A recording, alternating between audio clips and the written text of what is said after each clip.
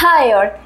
MBBS BDS കോഴ്സുകളെ പോലെ തന്നെ students prioritise ചെയ്യുന്ന മറ്റൊരു കോഴ്സാണ് BSc അഗ്രികൾച്ചർ. അഗ്രികൾച്ചർ അഡ്മിഷൻ എങ്ങനെയാണെന്നുള്ളത് സ്റ്റുഡൻസിന് ഒരുപാട് കൺഫ്യൂഷൻ വരുന്ന ഒരു കാര്യമാണ്. ആ കൺഫ്യൂഷൻസ് എല്ലാം ക്ലിയർ ചെയ്യുന്ന ഒരു വീഡിയോ ആണിത്. BSc അഗ്രികൾച്ചർ ഓൾ ഇന്ത്യ കോട്ട വഴിയും സ്റ്റേറ്റ് കോട്ട വഴിയും അഡ്മിഷൻ നടക്കുന്നുണ്ട്. കേരളത്തിൽ അഗ്രികൾച്ചറിന് അഡ്മിഷൻ കിട്ടാൻ നമ്മൾ കീമിന് അപ്ലൈ ചെയ്തിട്ടുണ്ടായിരിക്കണം. വേറെ എക്സാംസ് കാര്യങ്ങളൊന്നും വരുന്നില്ല. പക്ഷെ നീറ്റിനെ മാർക്ക് ബേസ് ചെയ്തിട്ടാണ് കേരളത്തിനകത്ത് BSc അഗ്രികൾച്ചറിന് അഡ്മിഷൻ കിട്ടുന്നത്.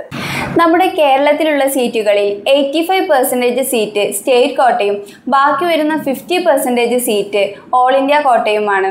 ബാക്കി വരുന്ന 50% സീറ്റിലേക്കാണ് നിങ്ങൾ അഡ്മിഷൻ ഉദ്ദേശിക്കുന്നതെങ്കിൽ നിങ്ങൾ എഴുതേണ്ട എക്സാം CUET എന്ന് പറയുന്ന ഒരു എക്സാമാണ്. നേരത്തെ ഐക്കർ ഒരു എക്സാം നടത്തുമായിരുന്നു, പക്ഷെ ഇപ്പോൾ അതില്ല. ഓൾ ഇന്ത്യ കോട്ടയിലേക്കാണ് നമ്മൾ അഡ്മിഷൻ നോക്കുന്നതെങ്കിൽ നമ്മൾ എഴുതേണ്ട എക്സാം CUET ആണ്.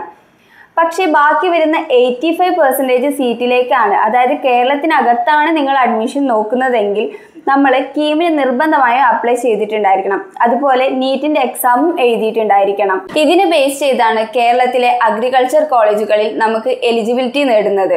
നമുക്ക് BSc അഗ്രികൾച്ചറും അതുപോലെ BTech അഗ്രികൾച്ചറും വരുന്നുണ്ട്. BSc അഗ്രികൾച്ചറിലേക്കാണ് നിങ്ങൾ അഡ്മിഷൻ എടുക്കുന്നതെങ്കിൽ ഫിസിക്സ്, കെമിസ്ട്രി, ബയോളജി നിർബന്ധമായിട്ടും ഉണ്ടായിരിക്കണം.